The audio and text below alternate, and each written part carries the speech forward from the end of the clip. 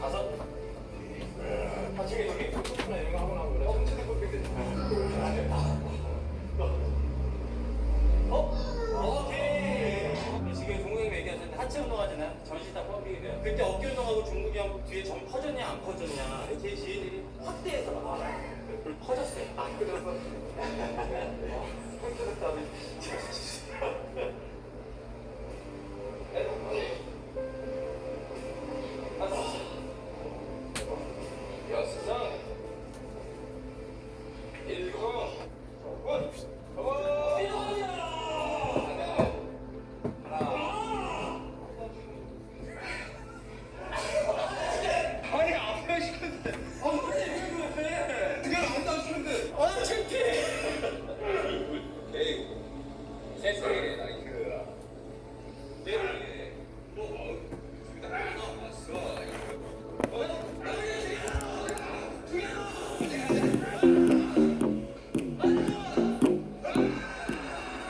안녕하십니까. 정보통신기술사 정태복입니다.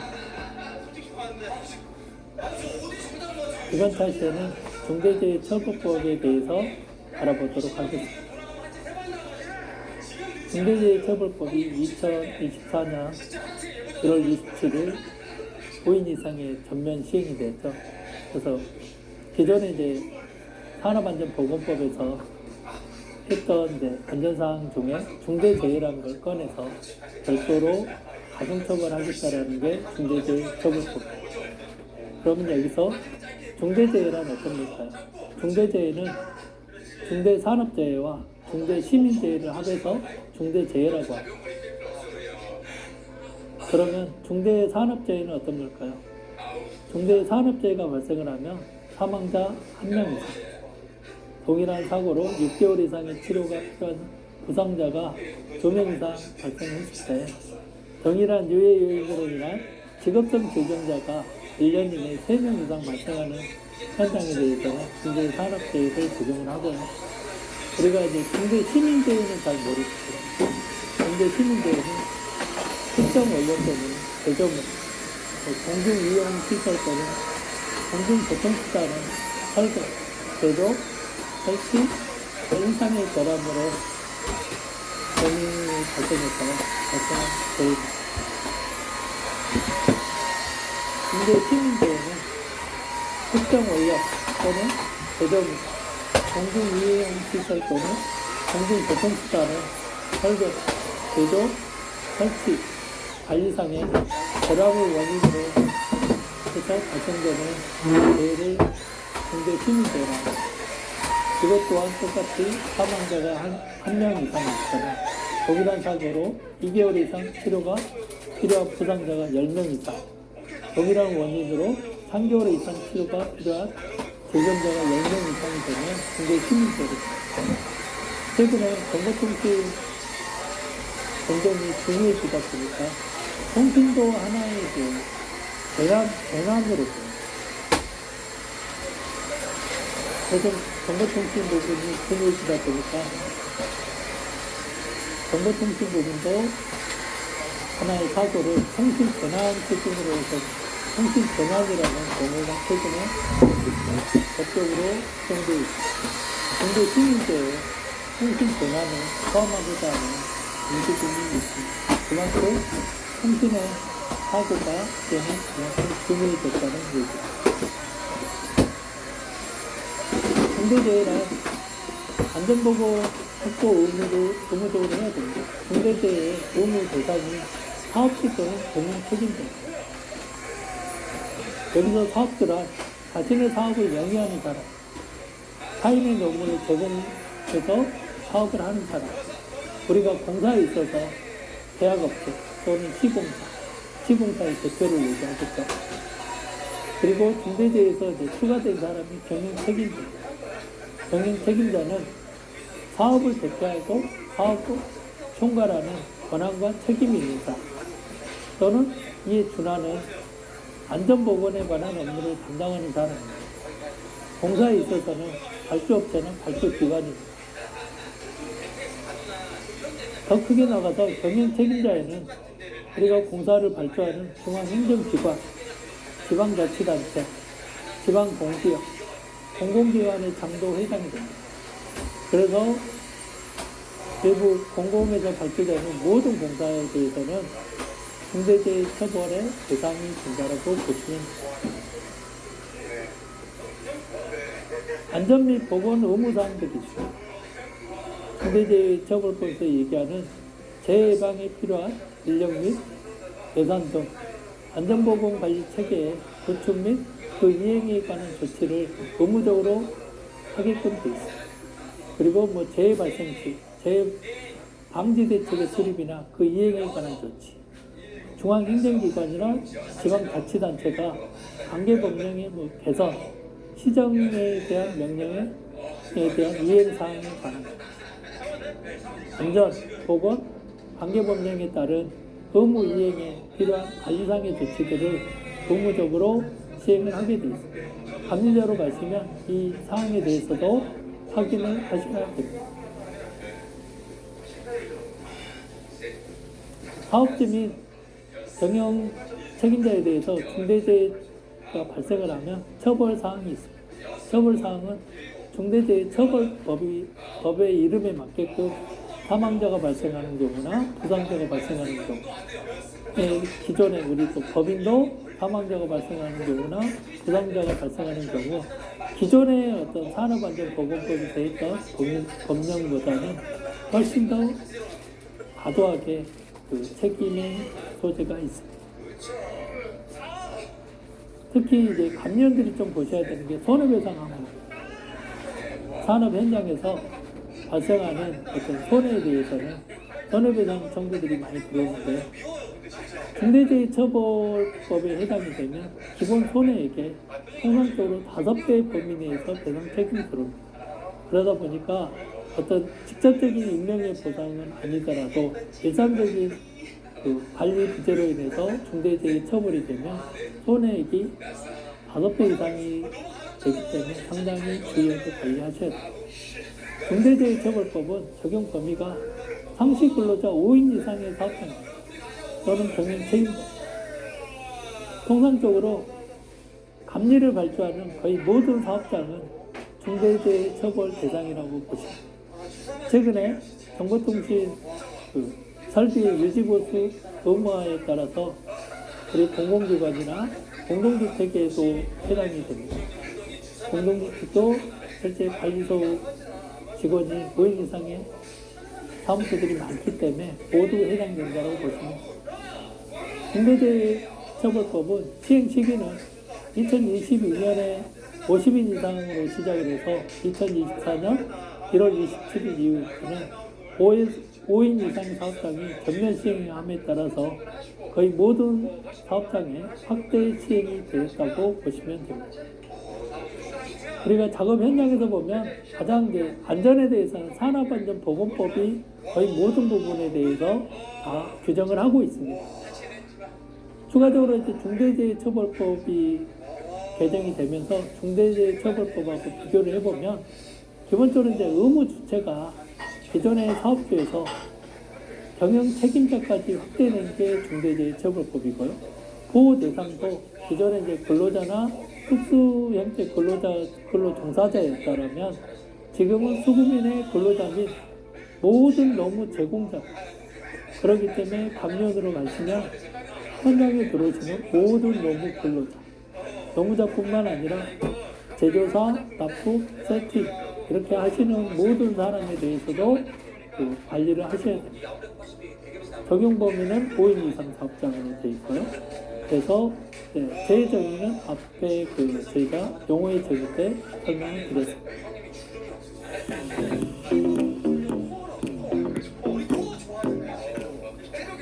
그러면 중대재해에 대해서 주요 대응 방안은 어떤 방법이 있을까요? 우선 사업 주요 주체 간의 협력적 안전관리 체계를 구축을 해야 됩니다.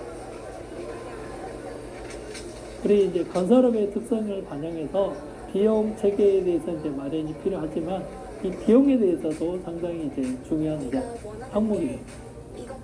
건설 사업은 주로 안전관리 비용은 우리 산업안전보건관리비와 안전관리비로 이제 구분돼서 계상이 되어 있지만 기본적으로 우리 중대재해처벌법에 대한 대상 의무는 발주자입니다. 일상적인 그 산업안전보건법에서는 모두 다 우리 기본적으로 우리 내역서 안에 포함이 되어 있습니다. 그래서 규제를 지키는데 들어가는 비용은 훨씬 더 많이 들어갈 겁니다. 그렇지만 이 비용보다는 나중에 안전사고가 발생을 하게 되면 이로 인한 어떤 피해는 훨씬 더 많다라고 보죠. 특히 중대재해처벌법은 기본적으로 이제 그 회사의 어떤 이미지 자체가 나빠지는 거고 상당히 이제 비용이나 이런 비용이 많기 때문에 다른 법보다는 훨씬 더 처벌 수위가 강한 법으로 알고 계시면 됩니다. 사업주 주체 간의 협력적 안전관리 체계 구축을 하려면 기본적으로 안전 관련에 대해서 안전에 대한 문화 확산이 필요합니다.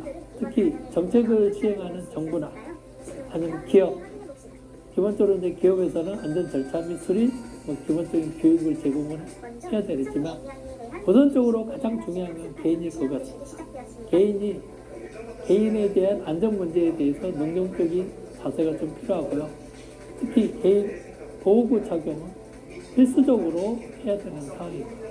그렇게 했을 때 내가 해당되는 기업 아니면 정부에 대해서 똑같은 안전에 대한 가치를 최우선적으로 적용해 달라는 각각의 협력적인 안전 체계가 구축이 될 것입니다.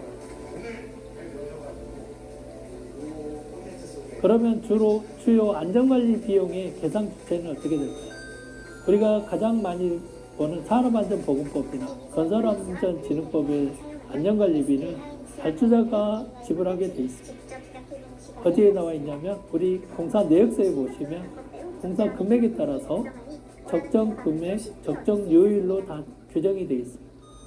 그러면 중대재해처벌법에 대한 비용 계상의 주체는 누굴까요?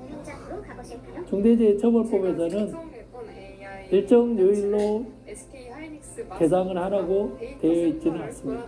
기업 스스로 아니면 경영 책임자 스스로 해야 되는 겁니다.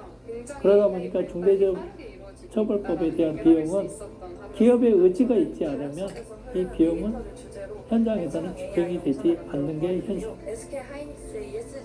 우리가 이제 감리원으로 가시게 되면 우리가 안전관리 체계들이 되게 많습니다. 기본적으로 우리가 감리 현장에 보면 안전관리자가, 보건관리자가 기본적으로 안전관리를 시행을 합니다. 거기에는 또 다른 이제 관리감독자가 있겠죠. 발주자에서 나오는 감독관 아니면 또 다른 그 공사 현장의 감리, 그리고 또 공사 현장에 보면 안전보건관리 책임자도 있습니다. 그리고 요즘 이제 중대재해처벌법 때문에 사업주는 예전부터 많이 봤어요. 그런데 이제는 대표이사 격은 뭐냐면 경영 책임자가 이제는 그 작업 현장에 대해서 안전관리를 시행을 합니다. 경영진이 관심을 갖다 보니까 대기업 같은 경우는 임원이라든가 각 지사에서도 작업 현장에 대해서 많은 사람들이 안전관리로 해서 많은 방문도 하고 관심도 갖습니다. 그리고 최근에는 근로자 대표 아니면 시민단체, 도급업체에서도 관심을 갖습니다. 그러다 보니까 노출된 데서 작업을 하시게 되면 이런 안전사항이 불이행이 되게 되면 우리 국민제보 앱들이 있잖아요. 앱들을 통해서 안전사항에 대해서 신고를 합니다. 이렇기 때문에 작업 현장에 가서는 이제는 안전은 현장에 있는 사람이 지키는 게 아니라 다양한 시각들이 나를 보고 있다고 보시고 안전에 대해서는 철저하게 지키셔야 돼요. 특히 중대재해처벌법은 경영 책임자까지 이제 처벌 대상이다 보니까 실제 발주 기관에서 이제 관심을 가지고 보고 있다라고 보시면 우리 감리 현장에서 안전관리를 어떻게 하셔야 되는지는 자명한 일입니다.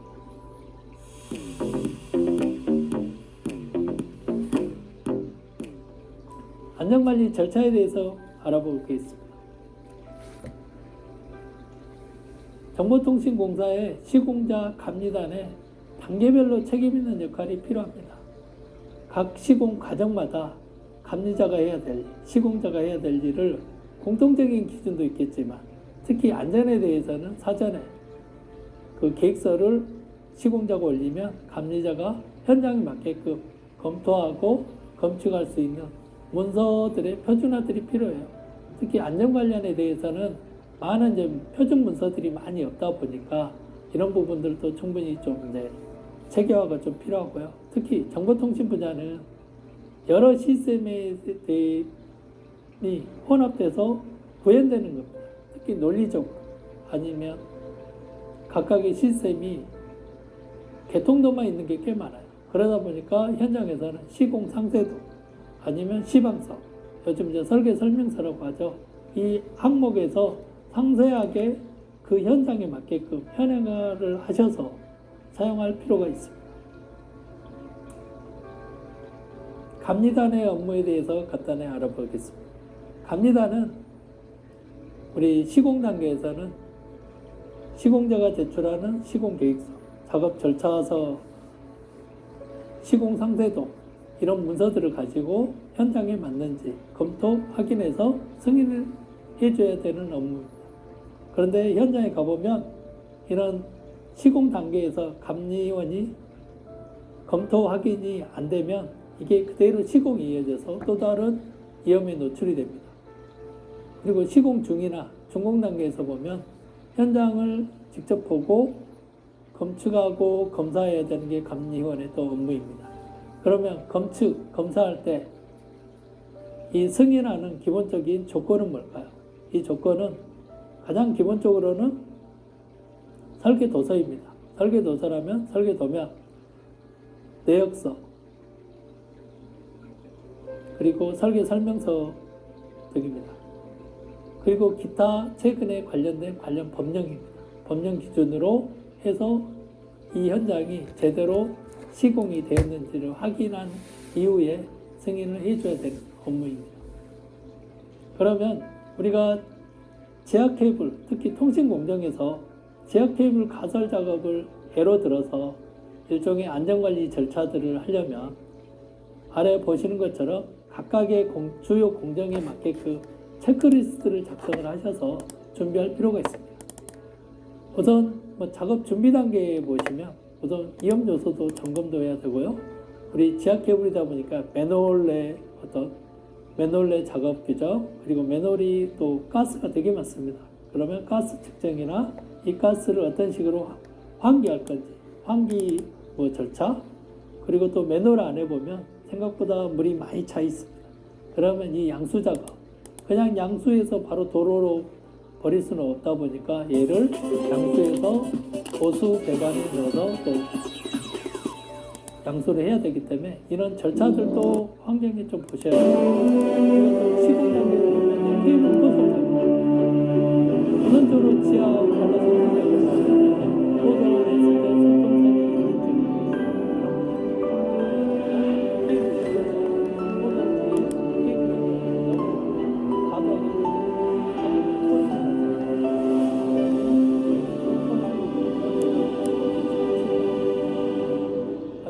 케이블을 절단했을 때, 케이블을 접속했을 때 공기를 아니면 절단하는 거고 이런 방법들이 각각의 그 항목별로 체크리스트를 작성을 할 필요가 있습니다. 지금부터 시청자와 함께하는 아침 수행을 시작하겠습니다.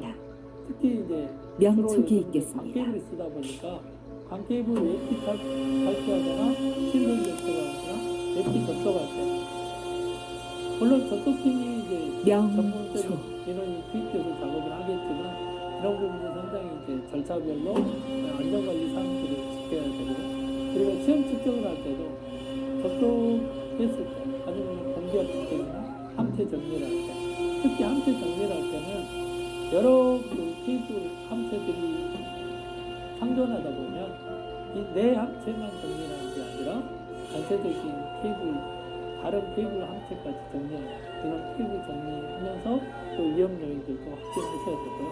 그리고 정리 단계도 우리가 맨홀 작업 읍배를 올리겠습니다. 펌핑 철거 그리고 또 한때 맨홀 뚜껑 정리 맨홀 뚜껑 넣고 이런 작업들이 되게 위험합니다. 이런 재반 주요 공정에 대해서 체크리스트를 해서 4대 신고를 내가 올리겠습니다. 해당되는 공정이 발생을 할 때 이 공정에서 일 어떤 대. 어떤 게 있는지 이런 부분을 확인해서 작업을 진행할 수 있습니다.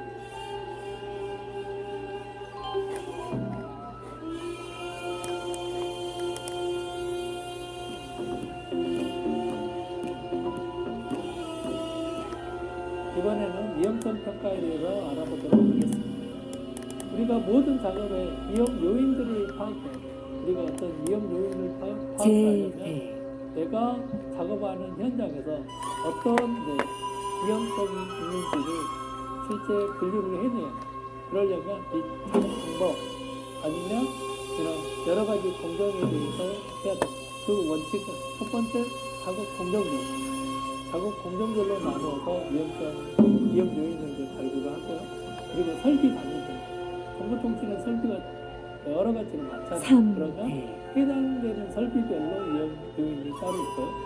아니면 근로자 담당별로 작업별로 각각 근로자가 맡고 있는 작업별로 각각의 위험 요인을 발굴하다 보면 이 위험 요인에서 진짜 위험이 크다, 작다를 이제 위에서부터 쭉 나열을 합니다. 이런 나열을 하다 보면 이 나열 중에서 실제 또 위험의 4대 요인을 파악해서 위험성 평가를 하게 됩니다. 그래서 위험성 평가의 방법 중에는 위험성을 최소화한 절차가 있습니다. 기본적으로 처음에는 위험성 크기를 추정을 해요. 이 추정이 되면 이 감소 대책을 우선순위로 나열을 합니다. 그래서 우선순위가 위험성이 크기가 크다라고 하면 일단 부보, 가장 기본적으로 신고. 내가 다쳤을 때 사람이 뭐 중상이나 아니면 그 인명이 해당되는 상당히 크겠죠. 아니면 사업장 특성에 따라서 내가 자주 하는 일은 그만큼 더 자주 발생할 거고요. 아니면 한 번 발생을 했을 때 피해 정도에 대해서도 위험성 크기를 추정을 합니다.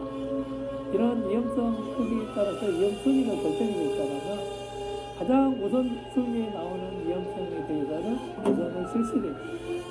그리고 나서 이 실시를 한 다음에 얘를 다시 피드백을 해서 완료를 해야 됩니다. 그래서 우리가 보통 이제 PDCA 사이클이라고 하는데 플랫 두 체크 액션이라는 이런 PDCA 사이클을 가지고 지속적으로 이걸 완료를 해서 위험을 줄여나가는 부분이 위험성 평가의 주 원인입니다. 신고문을 봉독하겠습니다. 위험성 평가는 실제 중대재해 처벌뿐만 아니라 이미 산업안전 보건법 41조에 위험성 평가라는 항목이 있어요. 하늘 보좌에서 인간으로 오시어 우주 일가의 후천 성경을 열어주신 개벽장 아버지 하느님이시여 미륵 부리시며 삼계 대권을 주재하옵시고 증산 상제님이시여 업조 창생과 천지 심령의 어머니이시여 태모 고수부님이시여 제가 의롭고 진실한 참 도인이 될 수 있도록 전생과 이생에서 범한 모든 죄와 허물을 사하여 주옵시고 모든 척신과 복마의 발동으로부터 끌어 주옵시고 저의 조상을 해원시켜 주시어 설령과 후손을 새 운수의 길로 인도하여 주시옵소서. 난법 해원 시대가 끝나고 곧 닥칠 가을 천지개벽의 대환란으로부터 부모 형제를 구원하고 반석 같은 믿음 위에 굳건히 서서 정성과 공경을 다하여 원시 판본하여 군사부 일치하는 거룩하신 상제님의 상생의 무국 태도를 일심으로 잘 닦아 괴로움에 신음하는 업조 창생을 널리 건져 9천 5만 년 조화 성경 세계로 나아갈 수 있도록 성령의 은광으로 보살펴 주옵소서. 장애나 아니면 장애를 일으키는 질병 아니면 경미한 거는 또 주송을 하겠습니다. 주송시 성경신을 다하여 주문과 완전히 하나 되어 송주하시기 바랍니다. 아주 거의 뭐 어쩌다 한 번 하는 거는 거의 없다라고 보시면 실제